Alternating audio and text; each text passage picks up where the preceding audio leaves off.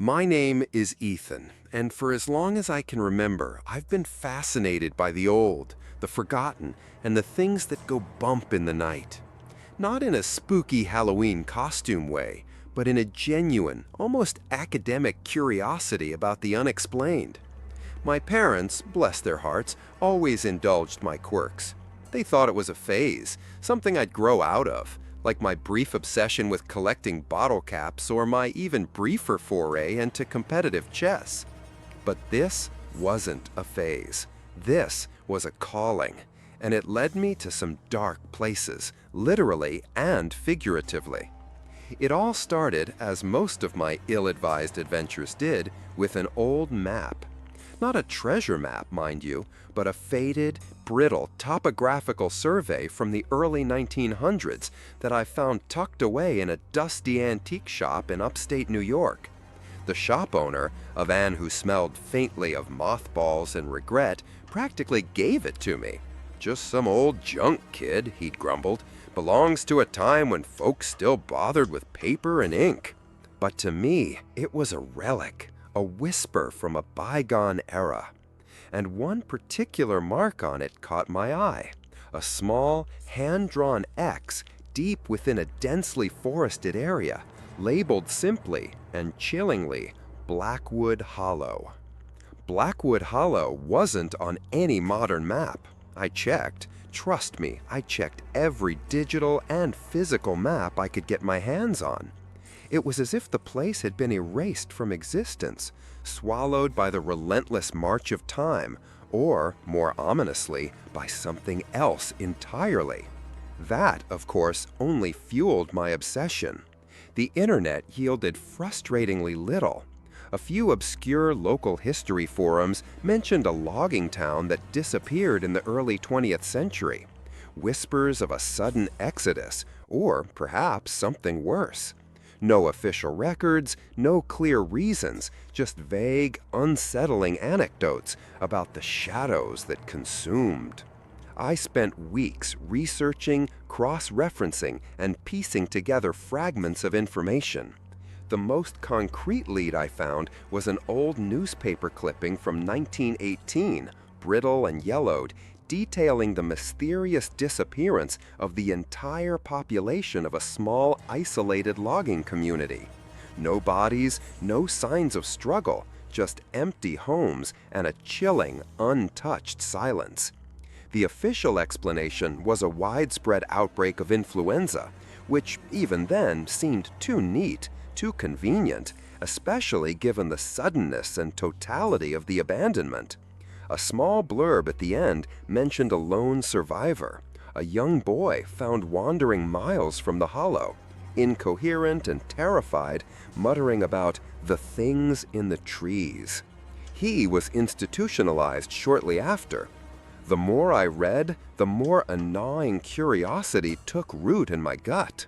It wasn't just about discovery anymore, it was about understanding, about finding the missing pieces of a century-old puzzle. My friends, bless their hearts, thought I was losing it. "Ethan, you're going to get yourself lost out there," my best friend, Sarah, had warned, her brow furrowed with genuine concern. "It's just an old, empty patch of woods, probably bears." But I knew it wasn't just bears. The day I finally decided to go, the air was thick with an unnatural stillness. It was late autumn, the kind of day where the sky is a uniform, oppressive gray, and the wind whispers through bare branches like a secret. I packed light, a sturdy backpack with a compass, a first aid kit, some dried food, water, and my phone, though I knew service would be non-existent out there. I also brought my old digital camera, a habit from my amateur photography days, hoping to capture some of the eerie beauty of the forgotten place. My trusty hiking boots, already veterans of countless treks, felt heavy but reassuring on my feet. The drive was long, taking me deeper and deeper into the rural expanse until the paved roads gave way to crumbling asphalt, then eventually to a barely discernible dirt track. The trees pressed in, their skeletal branches forming a canopy that seemed to swallow the light. The air grew colder, heavy with the scent of damp earth and decay. I parked my old sedan at the very end of the track, where fallen trees and overgrown brush made further progress impossible. As I stepped out, the silence was immediate and profound, broken only by the rustling of leaves underfoot and the frantic beating of my own heart. Following the old map, which seemed to gain a strange, almost magnetic pull the closer I got, I ventured into the dense woods. The trees here were ancient, their trunks gnarled and thick, their branches reaching like skeletal fingers towards the perpetually dim sky. No birds sang, no squirrels chattered. It was as if the very life had been leached from this place. The ground was uneven, covered in a thick carpet of fallen leaves and moss, concealing roots that threatened to trip me with every step. The air grew heavier, colder, despite the exertion of hiking. A prickling sensation started at the back of my neck, the distinct feeling of being watched, a sensation I usually dismissed as an overactive imagination, but here it felt different. It felt real. The faint outlines of an old trail began to emerge, almost swallowed by the encroaching wilderness. It was barely discernible, just a slight depression in the earth, hinting at a path long disused. I followed it, my eyes scanning the dense undergrowth, half expecting to see something, anything that would confirm my theories. And then, through a break in the trees, I saw it. A clearing. And in the center of that clearing, a cluster of dilapidated structures, their wood rotted, their roofs caved in, swallowed by vines and moss. This was it. This was Blackwood Hollow. A shiver, not from the cold, ran down my spine. The place had an aura, a palpable sense of abandonment, and something else, something deeply unsettling. The air felt thick, heavy with the weight of untold stories, of silent screams. I took a deep breath, trying to steady my nerves. This was what I had come for. This where the answers lay. Or perhaps where new questions, far more terrifying than the old ones, would begin to unfold. I stepped into the clearing, the crunch of leaves under my boots sounding unnaturally loud in the profound silence. The first building I approached was what looked like an old general store. Its front porch had long since collapsed, and the double doors hung crookedly from a single rusted hinge, revealing a cavernous, shadowed interior. Dust motes danced in the slivers of weak light that pierced the gaps in the collapsed roof, illuminating ghostly shelves where long-gone provisions once rested. The air inside was stagnant, heavy with the scent of decay, and something else, a faint metallic tang that I couldn't quite place. It smelled of forgotten secrets. I pulled out my phone, even though I knew there was no signal, and used its flashlight to probe the darkness. The shelves were mostly bare, but scattered on the warped wooden floor were remnants of a life abruptly interrupted. A child's wooden top, its paint faded and chipped. A rusted tin can, its label long since rotted away. And, most disturbingly, a small, leather-bound ledger, its pages brittle with age. I carefully picked up the ledger, blowing away a century's worth of dust. The ink was faded, but I could make out dates, entries for flour, sugar, lamp oil. The last entry was dated October 17th, 1918. Below it, the page was blank. No frantic scribbles, no signs of panic, just a sudden, inexplicable halt. It was as if the person writing had simply vanished mid-sentence. A chill snaked up my spine. This wasn't just a place of abandonment. It was a place of erasure. I moved deeper into the hollow, the weight of the ledger in my hand feeling strangely significant. The layout of the town was discernible despite the encroaching wilderness. A handful of small cabins, a blacksmith's forge, and what appeared to be a communal hall or church. Each structure told the same silent story, a sudden, inexplicable departure. No overturned furniture, no signs of struggle, just emptiness. Dishes still sat on tables, though shattered and covered in dust. Beds were unmade, clothing lay draped over chairs. It was as if the residents had simply walked out, leaving everything behind, never to return. As I explored, the feeling of being watched intensified. It wasn't the paranoia of an isolated hiker. It was a cold, constant pressure on my back, a sensation that made the hairs on my arms stand on end. Every rustle of leaves, every creak of rotting wood sent a jolt of adrenaline through me. I found myself constantly glancing over my shoulder, but there was never anything there, just the endless, silent trees. I reached what must have been the largest building, possibly the church. Its steeple had long since toppled, lying half buried in the undergrass like a fallen monument.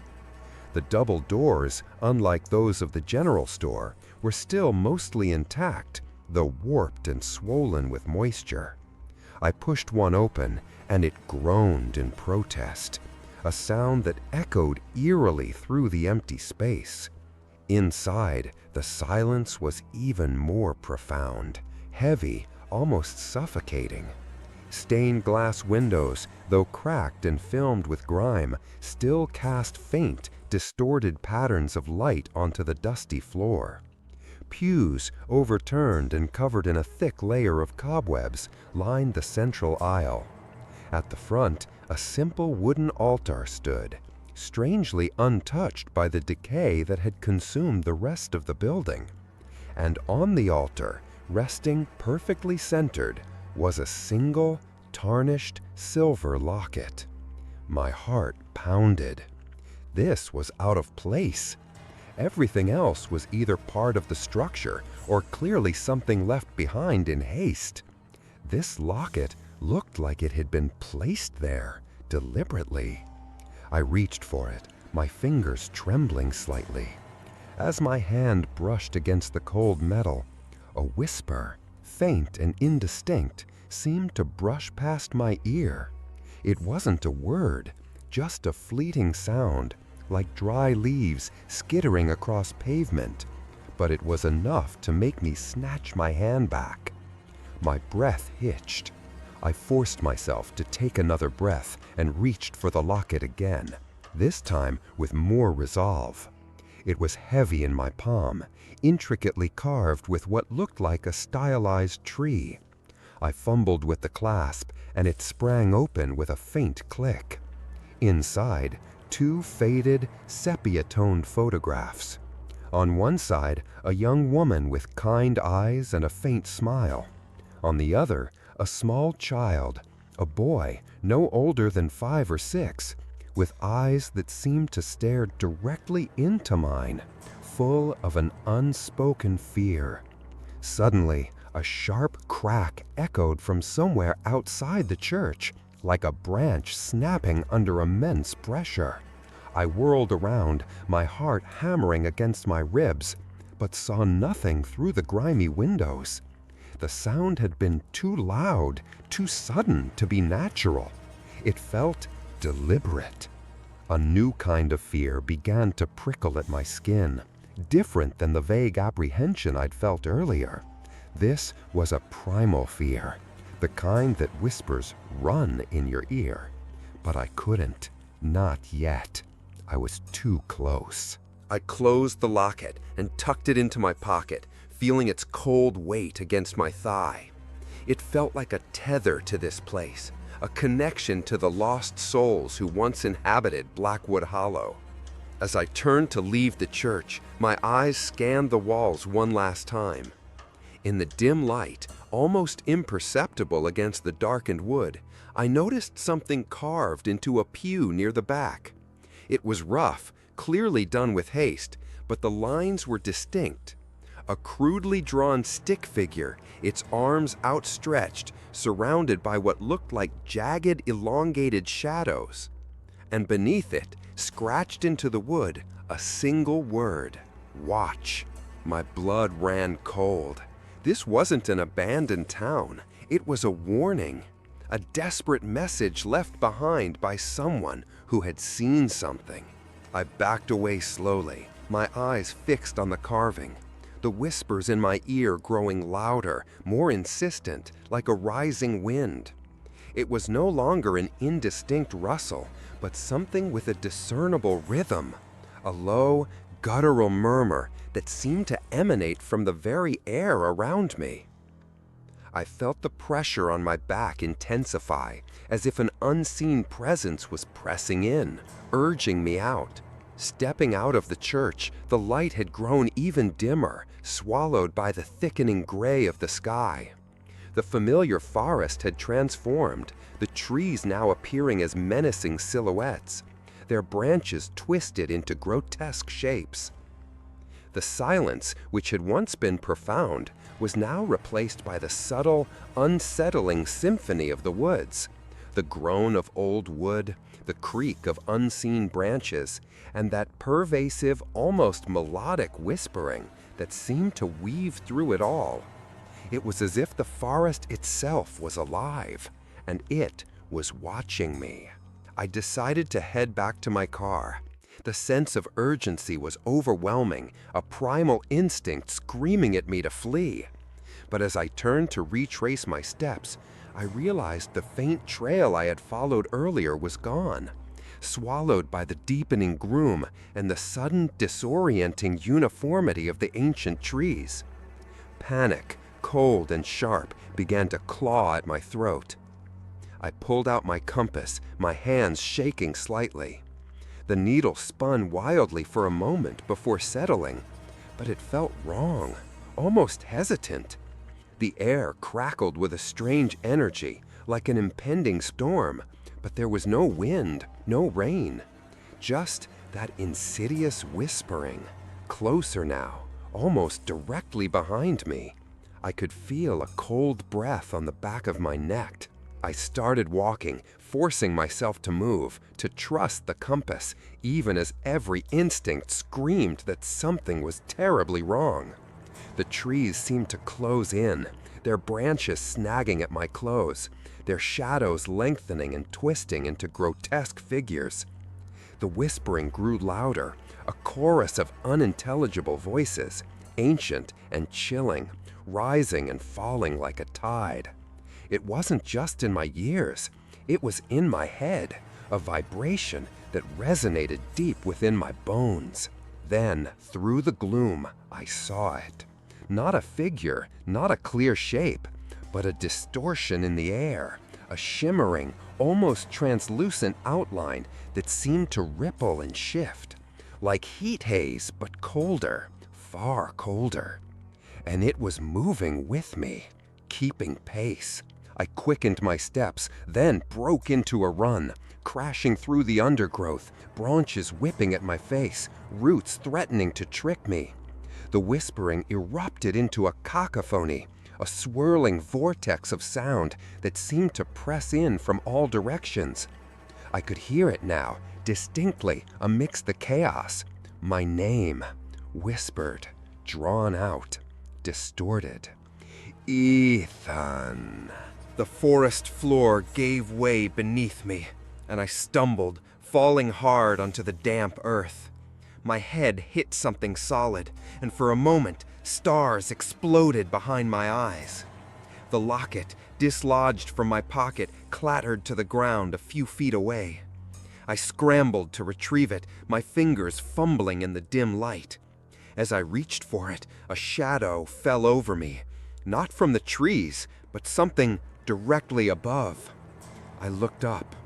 Standing over me, impossibly tall, impossibly gaunt, was a figure. It wasn't human. Its limbs were long and spindly, its body a skeletal silhouette against the deepening twilight. Its head was indistinct, shrouded in shadow, but I could feel its gaze, a piercing, ancient cold that seeped into my very core. The whispering stopped, replaced by a profound, terrifying silence that seemed to vibrate with unspoken menace. My breath caught in my throat. I couldn't move. I couldn't scream.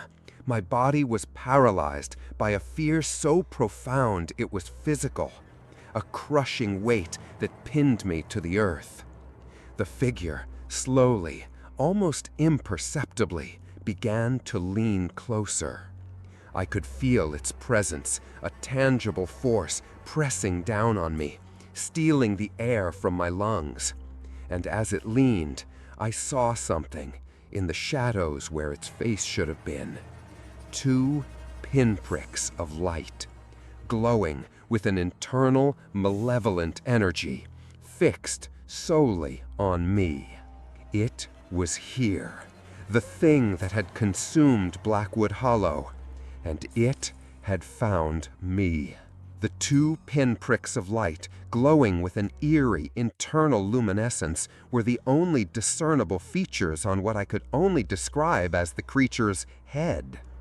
They were not eyes in any conventional sense, more like embers burning deep within a shadowed void.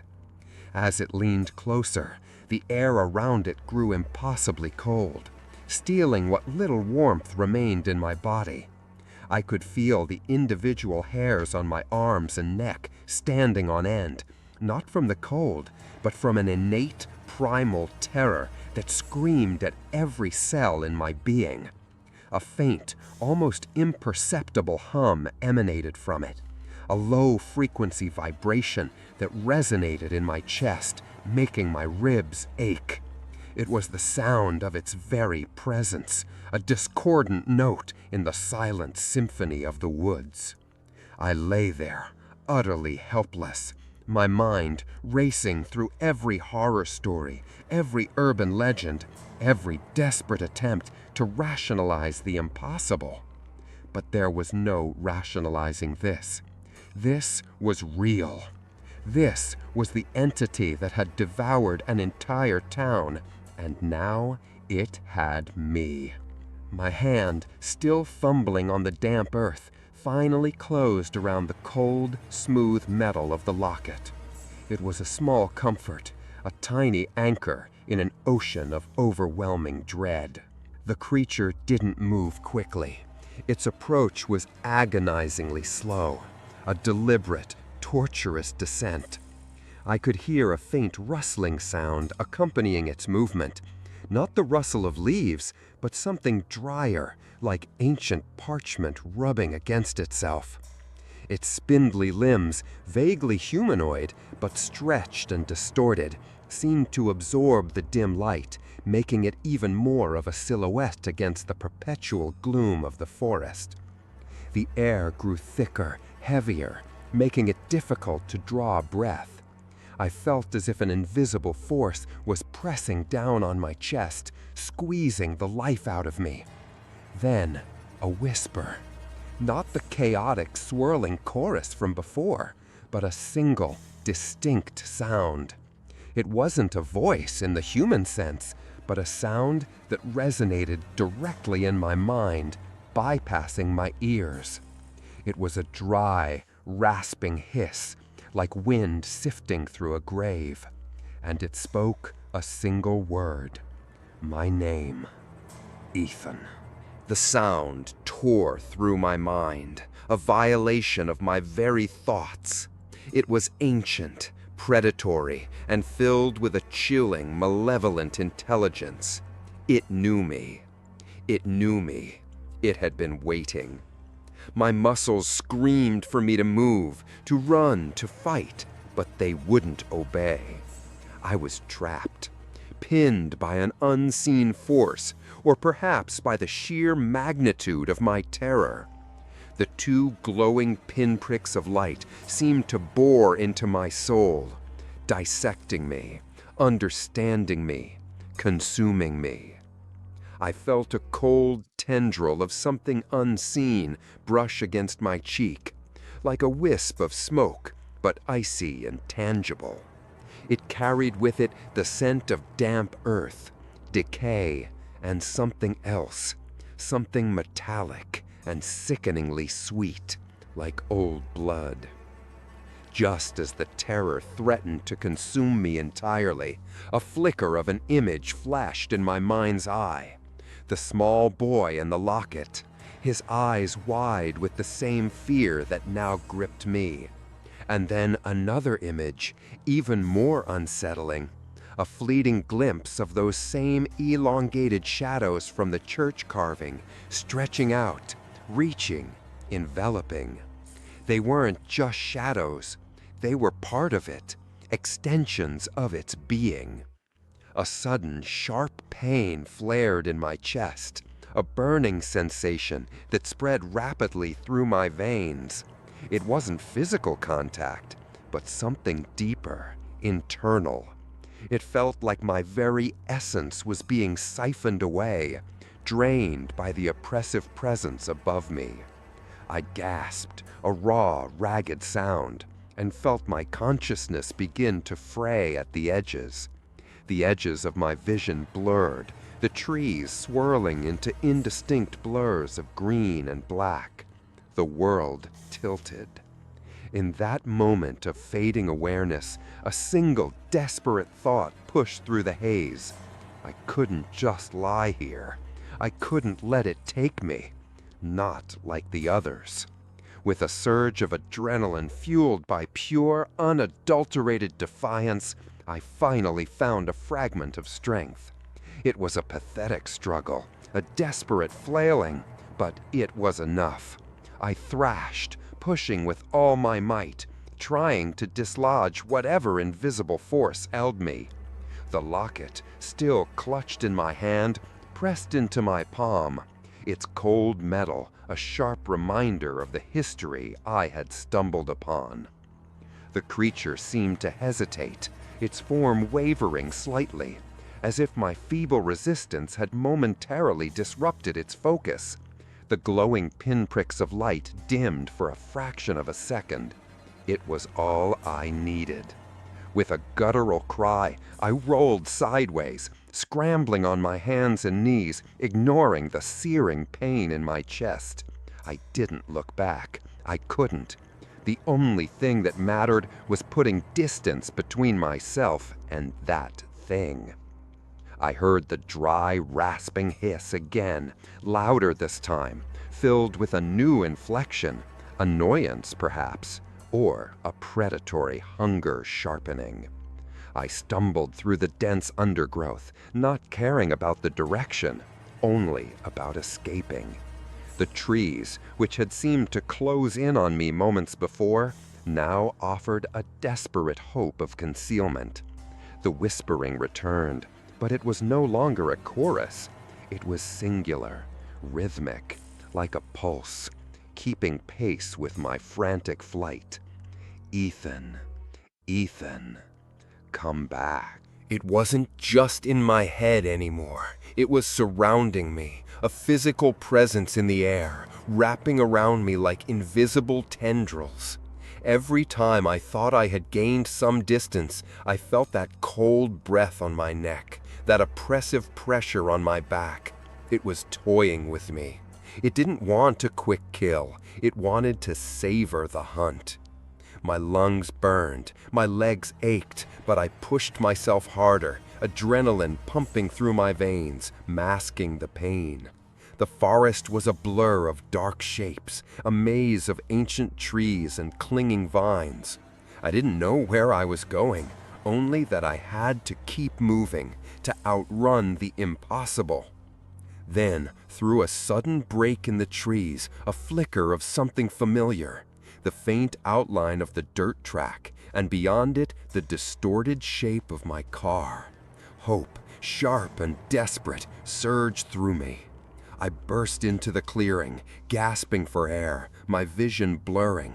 The car was still there, a beacon of the world I knew, a flimsy shield against the nightmare I had unleashed. I fumbled with the car keys, my fingers clumsy with terror, and jammed the key into the ignition. The engine coughed, sputtered, and then, mercifully, roared to life. I threw the car into reverse, tires spitting gravel, not even bothering to close the door fully. As I spun around, I glanced back at the edge of the clearing. It was standing there, at the very threshold of the woods. The impossibly tall, skeletal silhouette, its form still shimmering, indistinct against the deepening twilight. The two pinpricks of glowing light, like malevolent eyes, were fixed on me. It didn't move, didn't pursue, just stood there, watching, its presence a cold, tangible weight, even at this distance. And then, as I sped away, tearing down the dirt track, I saw it. A new shadow, long and impossibly thin, detach itself from the creature's form, stretching out, flowing over the ground, faster than any human could run, snaking its way towards my rapidly disappearing vehicle. It moved with a silent, terrifying grace, an extension of the nightmare, a promise of what was to come. I hit the main road, the tires squealing in protest, and didn't look back. I drove and drove and drove. The image of that thing burned into my mind, the cold whisper of my name echoing in my ears. I knew, with a horrifying certainty, that it wasn't over. Blackwood Hollow had unleashed something, and I had carried it out with me. The locket, still clutched in my hand, its cold metal a chilling reminder. I was out of the woods, but the fear, the cold, the knowing, they were all still with me. And the shadow? I wonder how far it could stretch. I wondered if it had caught up. I wondered if it was already in the back seat. The rearview mirror was dark, reflecting only the endless road behind me. But then again, some things don't cast shadows, not in the light anyway.